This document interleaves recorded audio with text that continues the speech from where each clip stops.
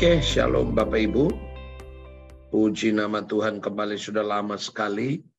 Saya juga tidak bergabung di sini, tapi anugerah Tuhan saya dipercaya oleh benih yang baik untuk menyampaikan dengan satu tema, transformasi umat manusia melalui Alkitab. Jadi ajaran Alkitab. Nah, kalau kita mengerti sendiri Alkitab ini, kita sepakat bahwa otoritas tertinggi yang diwahyukan oleh Allah dalam teks asli tanpa salah, dan kita menjunjung tinggi kebenaran ini. Saya percaya kebenaran inilah yang akan memerdekakan kita. Dan saya berdoa malam hari ini setiap Bapak Ibu yang mendengarkan firman, semuanya pasti diberkati. Bapak Ibu, kalau bicara tentang transformasi itu bicara tentang perubahan, ya, perubahan kita. Bagaimana supaya kita diubah? Hanya satu yang paling terbaik, yaitu melalui ajaran Alkitab. Nah, malam ini saya mau bagi satu renungan, satu ayat dalam kitab Roma pasal yang ke-12. Roma pasal yang ke-12, demikian bunyi firman Tuhan, ayat yang kedua. Janganlah kamu menjadi serupa dengan dunia ini, tetapi berubahlah oleh janganlah kamu menjadi serupa dengan dunia ini, tetapi berubahlah oleh pembaruan budimu, sehingga kamu dapat membedakan manakah kehendak Allah, apa yang baik dan yang berkenan kepada Allah, dan yang sempurna. Bapak Ibu, ada 3 hal malam ini saya mau bagikan buat kita. Bagaimana kita mengalami yang namanya perubahan melalui pembacaan firman Tuhan ini. Yang pertama, rahasianya, kalau kita perhatikan next, Kak Jenny, yaitu membaca firman. Dan saya percaya apa yang Bapak Ibu lakukan ini tidak sia-sia. Yaitu apa? Firman Tuhan berkata, orang yang membaca firman, saya percaya firman itu punya kuasa. Firman Allah itu tadi kita dengar kesaksian Pak Dede, ya, bermanfaat untuk apa? Mengajar, mendidik, menyatakan kesalahan, memperbaiki kelakuan kita. Bapak Ibu, kalau saya banyak kesaksian bagaimana saya menampung anak-anak yang dalam notabene mereka tidak berpendidikan, bahkan mereka anak-anak yang di jalan yang hidupnya bebas. Nah, Bapak Ibu, secara manusia untuk merubah orang itu tidak mudah.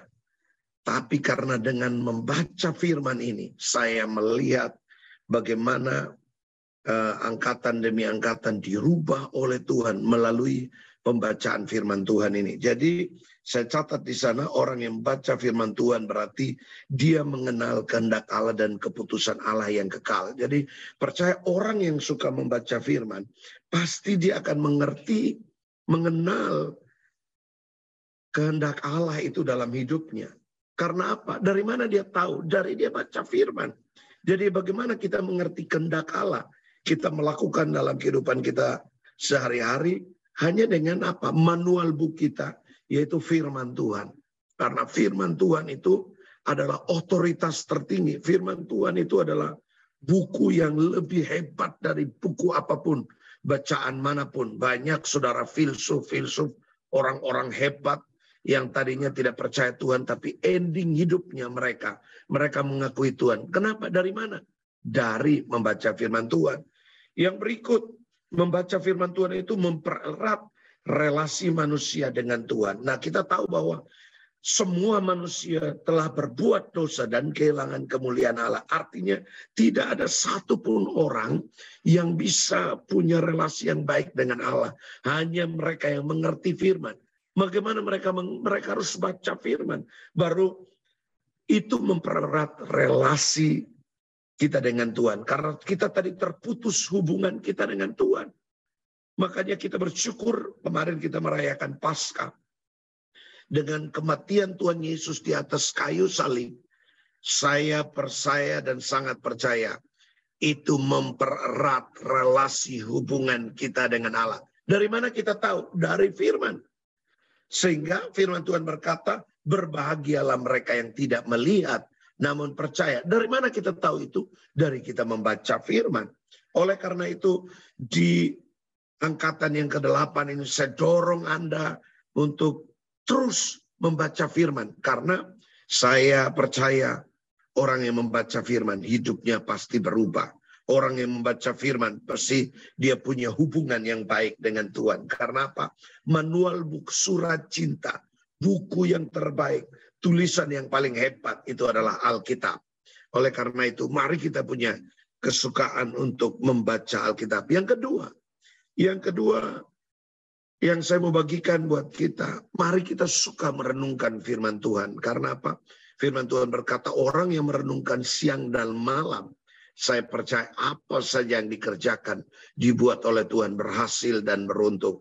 Bapak Ibu, saya melihat bagaimana Tuhan bekerja melalui perenungan firman Tuhan.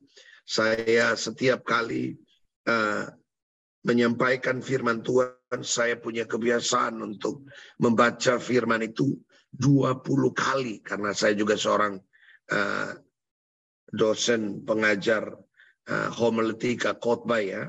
Jadi saya tanamkan di kelas saya sebagai mahasiswa, Anda untuk menyampaikan firman Tuhan yang baik, minimal Anda harus membaca dan merenungkan firman itu 20 kali sesuai dengan teks yang Anda baca. Bila perlu buku atau kitab yang Anda akan sampaikan itu. Jadi saya percaya orang yang merenungkan firman Tuhan itu orang yang sangat luar biasa. Karena apa? Dia mengerti firman Tuhan dan kehendaknya.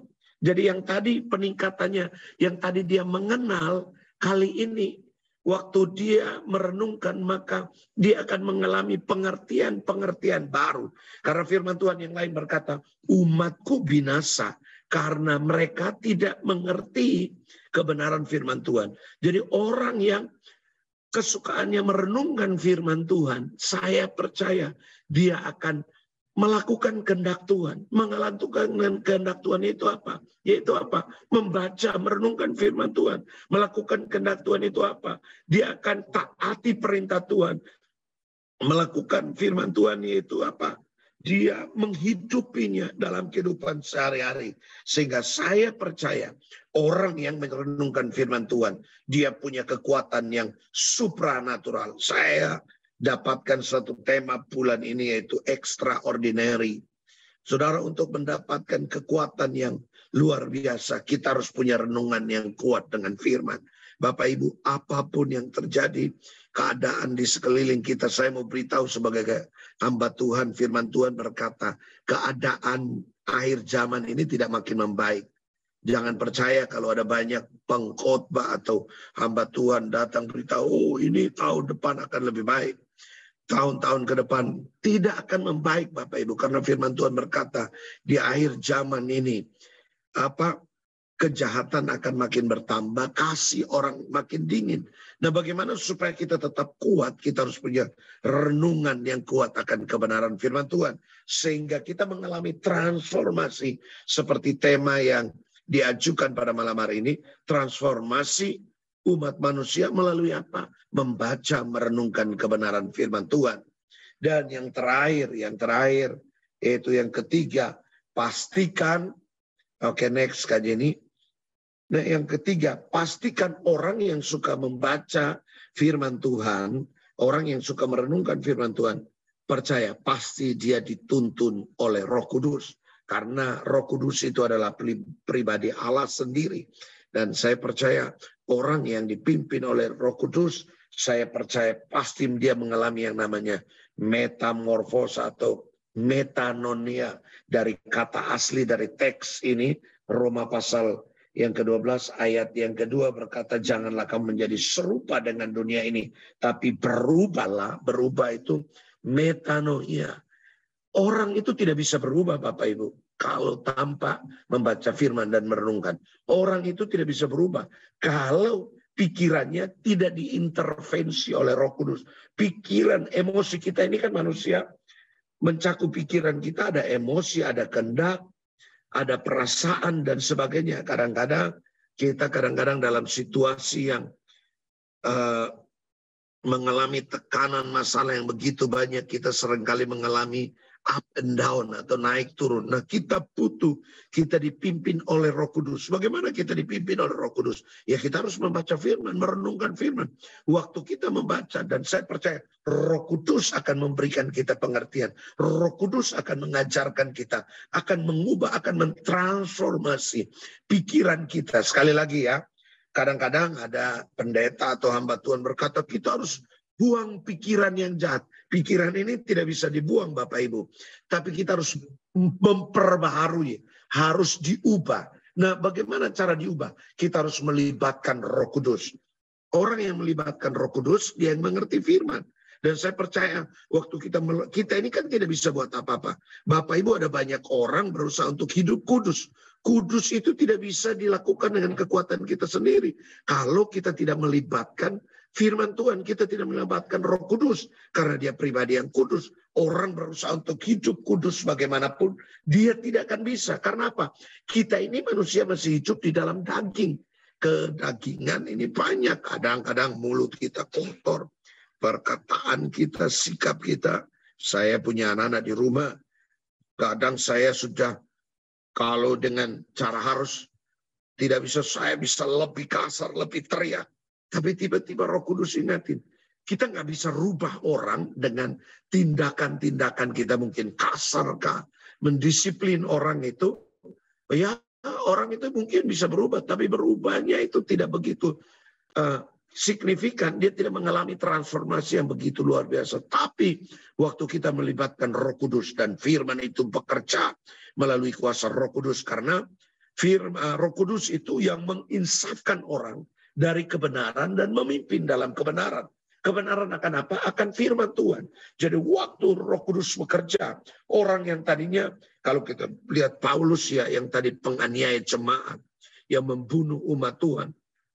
Tapi waktu dia mengalami perjumpaan ilahi dengan Allah itu sendiri melalui pekerjaan Roh Kudus yang mengisapkan dia dari dosa. Kita lihat Paulus orang yang hebat.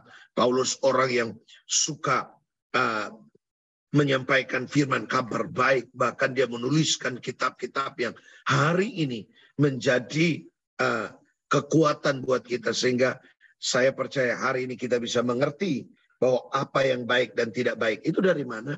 Dari firman Tuhan, dari pekerjaan Roh Kudus. Jadi saya pastikan malam ini di angkatan yang ke-8 ini, mari yang pertama tadi kita suka membaca firman. Jadi baca firman itu jadi gaya hidup atau lifestyle. Yang kedua, merenungkan firman. Firman itu punya kekuatan yang supranatural, yang mampu merubah. Bapak Ibu, saya punya anak-anak tadi saya bilang, banyak yang tinggal di rumah saya. Saya tentunya seorang pribadi pendeta yang tidak bisa merubah orang. Tapi waktu mereka punya kekuatan firman, waktu mereka suka membaca firman, mereka merenungkan firman Tuhan, maka perubahan itu otomatis terjadi. Transformasi itu terjadi. Sehingga nama Tuhan dimuliakan. Apalagi kita melibatkan Roh Kudus. Makanya saya berdoa, saya dorong Anda. Pastikan kita baca, merenungkan tidak cukup. Tapi kita harus melibatkan Roh Kudus. Kita dipimpin oleh Roh Kudus. Saya percaya orang yang dipimpin oleh Roh Kudus, dia tadinya tidak mampu, tidak berdaya. Tapi Roh Kudus akan mengajar dia. Roh Kudus akan menuntun dia. Roh Kudus akan menolong dia. Sehingga dia bisa mengerti apa yang baik, apa yang benar, apa yang salah. Dan saya percaya nama Tuhan dipermuliakan. Semangat terus angkatan yang ke-8 ini. Mari saya lihat ada Ibu Sumiyati ya, ini usianya mungkin sudah cukup luar biasa, rambutnya sudah putih tapi dari senyumnya ini orang tua suka baca firman. Ada Bapak Sumardi dari Salatiga ya, ini pasti suka membaca firman. Ada Ibu Dia Enja, ini juga sudah saya lihat sudah sepuh ya, sudah tua tapi sepertinya semangat sekali untuk membaca firman. Nah mari kita yang muda-muda ini jangan kalah, ayo. Jangan sampai kita kalah dari Ibu Sumiyati ini ya. Ini orang tua tapi masih bergairah untuk membaca firman. Dan saya dorong saudara, ayo mari melakukan setiap firman yang kita baca. Nggak cukup saja kita membaca, merenungkan, dipimpin, tapi kita harus melakukan sehingga firman Tuhan berkata apa saja yang dikerjakan dibuat oleh Tuhan berhasil dan beruntung. Selamat dan sukses buat angkatan yang ke-8 ini. Saya berdoa setiap kita dipakai untuk menjadi saluran berkat dan nama Tuhan dipuji dimuliakan. Shalom, Tuhan Yesus memberkati.